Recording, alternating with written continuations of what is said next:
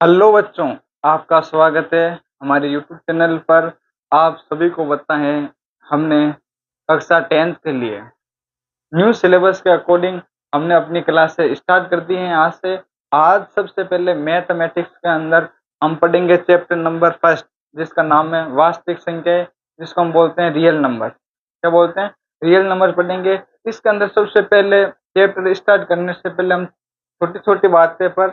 छोटी छोटी बातों पर हम ध्यान देंगे, जो कि हमारे सारे चैप्टर के अंदर कहीं ना कहीं काम आएंगे। जैसे हमारे पास छोटा सा नाम है अभाज्य संख्या। क्या नाम दिया हुआ हमारे पास? अभाज्य संख्या। तो हमें पता होना चाहिए अभाज्य संख्या किसे कहते हैं, कौन कौन सी अभाज्य संख्या होती हैं। ये फर्स्ट चैप्टर के अंदर भी काम आएगी। ये हमारे पास प्रायिकता है, प्रायिकता के अंदर भी अभाज्य संख्या काम आएगी। तो हम सबसे पहले इंपॉर्टेंट पॉइंट्स के ऊपर ध्यान देते हैं और हम सब मिलकर एक नई शुरुआत करते हैं। आइए आप सभी। तो हमारे पास सबसे पहला टॉपिक है कि प्राकृत संख्या किसे कहते हैं। हमारे पास कौन सा टॉपिक है कि प्राकृत संख्या किसे कहते हैं। तो हमें ध्यान रखना है कि वस्तुओं की गिनती करते हैं, किसी भी चीज की गिनती करते हैं। गिनती कहाँ से स्टार्ट करेंगे? एक से। यानी वस्तुओं की गिनती करने के लिए जिन संख्याओं का हम प्रयोग करते हैं उसी को हम क्या बोलते हैं? प्राकृत संख्या। यानी हम किसी भी वस्तु को गिनेंगे, 1 2 3 4, ये हमारे पास क्या होती हैं? प्राकृत संख्याएं होती हैं। तो आपको इसके अंदर लिखना है वस्तुओं की गिनती करने के लिए वस्तुओं की गिनती करने के लिए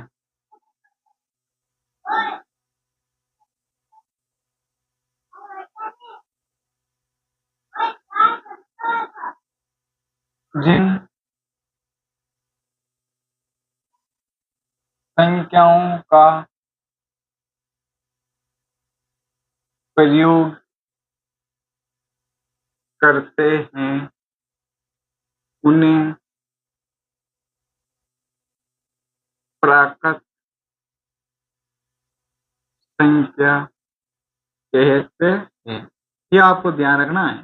तो किसी भी संख्याओं का वस्तुओं की गिनती करते हैं, यानी एक से स्टार्ट होते हैं। नॉर्मल कहें तो ऐसे कह सकते हैं प्राकृत संख्या किसे कहते हैं?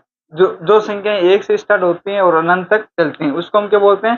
प्राकृत संख्या कहते हैं। यानी इसको किससे दर्शाते हैं? एन से दर्शाते हैं। इंग्लिश का कैपिटल एन से दर्शाते हैं। यानी 1 2 3 4 ऐसे कहां तक चलेगी? अनंत तक। कहां तक चलेगी? अनंत तक। इसके अंदर ध्यान रखना है दशमलव वाली संख्या नहीं आएगी। जैसे 2.5, ये प्राकृत संख्या है क्या? नहीं। पॉइंट वाली संख्या या दशमलव वाली संख्या प्राकृत संख्या नहीं होती है। ये आपको थोड़ा सा ध्यान रखना है। अगली हमारे पास है पूर्ण संख्या। कौन सी संख्या? पूर्ण संख्या। इसके अंदर कुछ नहीं करना। प्राकृत संख्या तो स्टार्ट कहां से हो रही? एक से। यानी प्राकृत संख्या के समूह के अंदर हम 0 ऐड करते हैं। क्या ऐड करेंगे? 0। तो वो सारी संख्या क्या बन जाएगी? पूर्ण संख्या बन जाएगी। जैसे मेरे पास संख्या है, यानी इसके अंदर हम लिख सकते हैं प्राकृत संख्या के समूह में 0 जोड़ने पर प्राप्त समूह पूर्ण संख्या कहलाती है। यह आपको ध्यान रखना है। तो पूर्ण संख्या किसे कहते हैं? यानी इसे W से लिखते हैं। W के अंदर देखो 1 2 3 4 अनंत तक चल रहे हैं। ये तो सभी क्या है? प्राकृत संख्या। देखो 1 से स्टार्ट किया तो ये सभी क्या है? प्राकृत संख्या। ये प्राकृत संख्याओं का समूह है। अगर मैं इसके अंदर 0 को ऐड कर रहा हूँ तो मैंने देखो सबसे पहले क्या लिख दिया? 0। तो अब ये क्या बन गई है? पूर्ण संख्या। ये क्या बन गई? पूर्ण संख्या। सबसे छोटी पूर्ण संख्या कौन सी है? 0। अधिकतर एग्जाम के अंदर पूछते हैं कि भाई सबसे छोटी पूर्ण संख्या कौन सी है? 0। ये आपको ध्यान रखना है। अगला है हमारे पास पूर्णांक संख्या। क्या है? पूर्णांक संख्या यानी इंटीजर नंबर। इसके अंदर क्या होता है? धनात्मक संख्या भी होती है, ऋणात्मक संख्या भी होती है और 0 भी शामिल होती है। पूर्णांक संख्या किसे कहते हैं?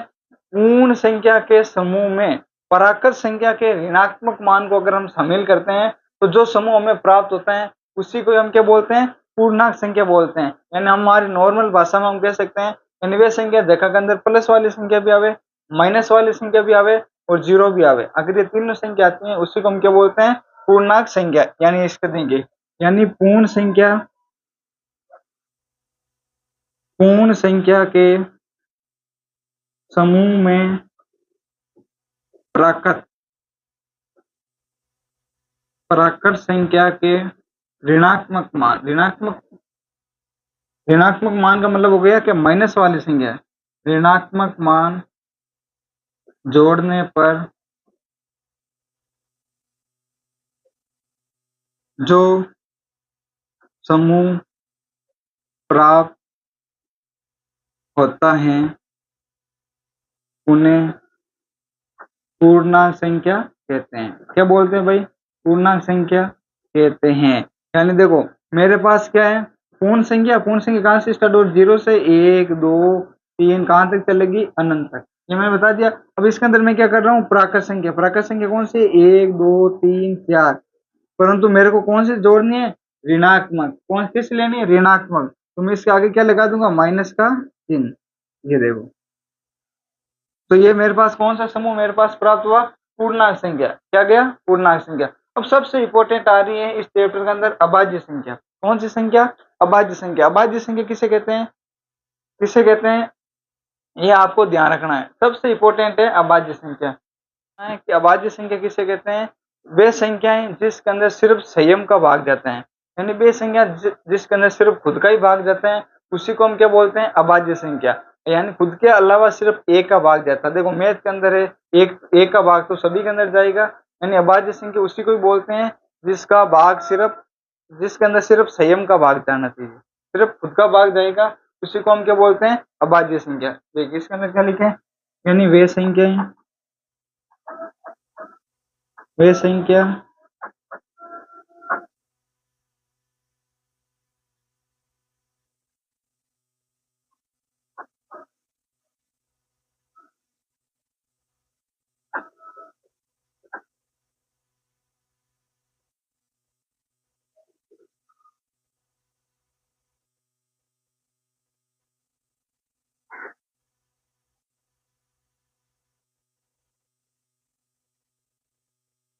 अभाज्य संख्या कहलाती हैं। और इसके अंदर आपको ध्यान रखना है, एग्जाम्पल के अंदर आएगा 2 3 5 7 11 ऐसे चलते चलते। यहाँ देखो सबसे छोटी अभाज्य संख्या कौन सी है, 2। सबसे छोटी अभाज्य संख्या कौन सी है हमारे पास, 2। ये आपको वेरी वेरी इंपॉर्टेंट है। सबसे छोटी अभाज्य संख्या कौन सी है, 2। और ये देखो 2 तो है परंतु ये एकमात्र सम संख्या है। ये कौन सी है, एकमात्र सम संख्या है। 2 कौन सी है, एकमात्र अभाज्य सम संख्या कौन सी है, 2। ये आपको थोड़ा सा ध्यान रखना है, सबसे इंपॉर्टेंट है ये। देखिए हमारे पास अगली संख्या है भाज्य संख्या। कौन सी है, भाज्य संख्या। भाज्य संख्या किसे कहेंगे, यानी वे संख्या जिसके अंदर खुद के अलावा दूसरी संख्या का भी क्या जाता है, भाग जाता है, उसी को हम क्या बोलते हैं, भाज्य संख्या। यानी जैसे मेरे पास आ गए 4, कौन से 4, 4 के अंदर 2 का भी भाग जाता है। देखो 4 के अलावा किसका भाग जा रहा है, 2 का भाग जा रहा है। तो यानी सबसे छोटी भाज्य संख्या भी क्या हो जाएगी, 4। ये आपको ध्यान रखना है। इसका भाज्य संख्या के अंदर हम क्या लिखेंगे, वे संख्या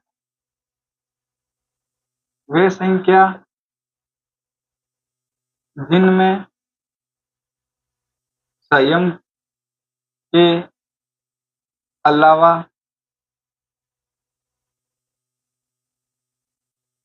दूसरी संख्या का भी भाग जाता है, या दूसरी संख्या का भाग जाता है। यानी अब एग्जाम्पल के अंदर क्या लिखेंगे, 4 6 8 9 ऐसे लिखें। देखो सबसे छोटी भाज्य संख्या कौन सी है, 4। सबसे छोटी भाज्य संख्या कौन सी है, 4। परंतु सबसे छोटी विषम भाज्य संख्या कौन सी है, 9। यह आपको ध्यान रखना है। सबसे छोटी भाज्य संख्या तो कौन सी है, 4, परंतु सबसे छोटी भाज्य विषम संख्या कौन सी है, 9। कौन सी है, 9। अब आगे से अभाज्य संख्या। अब देखो वेरी वेरी इंपॉर्टेंट है, आपके काम आएगी कक्षा 10 के अंदर। से अभाज्य संख्या किसे कहते हैं, यानी दो संख्या लेना है। इसके अंदर से अभाज्य संख्या के अंदर क्या करते हैं, दो संख्याओं का ऐसा समूह। यानी आपके पास कितनी संख्या होनी चाहिए, 2। दो संख्याओं ऐसी दो संख्याओं डायरेक्ट लिख देते हैं ना। तो ऐसी दो संख्याएं जिनका HCF कितना होना चाहिए, एक। यानी ऐसी दो संख्याएं होनी चाहिए जिनका HCF कितना होना चाहिए, एक होना चाहिए। यानी इसका HCF कितना होना चाहिए, एक। यानी ऐसी संख्याएं, दो संख्या लेनी है अभाज्य संख्या जिनका HCF कितना होना चाहिए, दो, एक। जिनका HCF कितना होना चाहिए, एक। उसी को हम क्या बोलते हैं, सहअभाज्य संख्या। सहअभाज्य संख्या के बाद में आपके पास में इंपॉर्टेंट आ जाती है परिमेय संख्या। परिमेय संख्या भी आपके लिए क्या है, इंपॉर्टेंट है, ये भी आपको ध्यान रखना है। तो परिमेय संख्या किसे बोलते हैं, वे संख्याएं, इसके अंदर क्या लिखेंगे, वे संख्याएं जिन्हें हम P/Q के रूप में लिख सकते हैं तथा Q का मान शून्य नहीं होना चाहिए। यानी इसका मतलब है Q बराबर क्या नहीं होना चाहिए, 0। देखो, वे संख्याएं जिन्हें हम P/Q के रूप में लिखते हैं तथा Q का मान, यानी Q का मतलब क्या हुआ, अंश, हर। यानी Q क्या कहां पर आ रहा है, हर के अंदर आ रहा है। इस हर का मान क्या नहीं होना चाहिए, 0। अगर 0 है तो ये परिमेय संख्या नहीं है। अगर 0 नहीं आ रहा तो वो ऐसी संख्या, सारी की सारी संख्या क्या है, परिमेय संख्या कहलाती है। अब इसी के अंदर आ रही है अपरिमेय संख्या। अपरिमेय संख्या किससे बोलते हैं, वे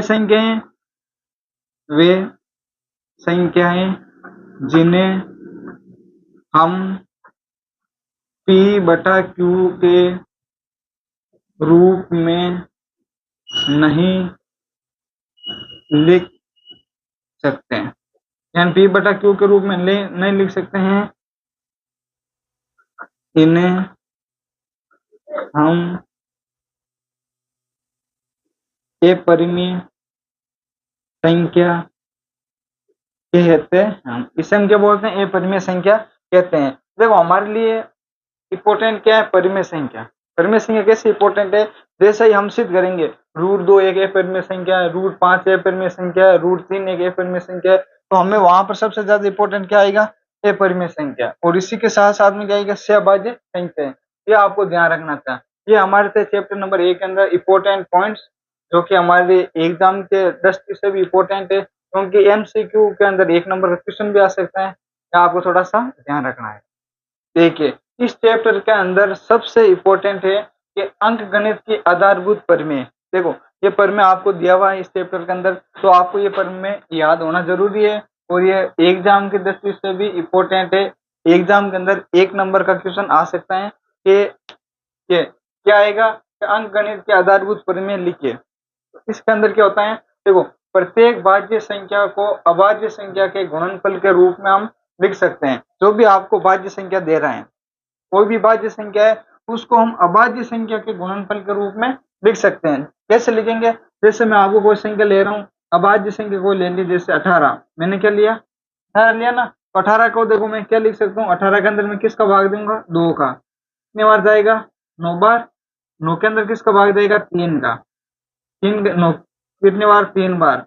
3 का 3 के अंदर भाग कितनी बार जाएगा, 1 बार। अभी देखो, मैं 18 को ऐसे भी तो लिख सकता हूँ, 2 गुणा 3 गुणा 3, यानी 2 गुणा 3 की घात 2।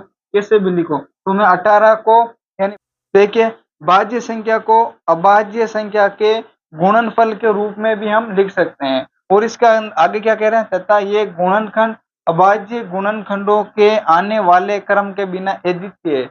इसका मतलब क्या दिया करे, अद्वितीय को मतलब दिया करे, यानी इसके अलावा कोई हल नहीं, यानी इसके अलावा कोई दूसरी संख्या नहीं आ सकती है।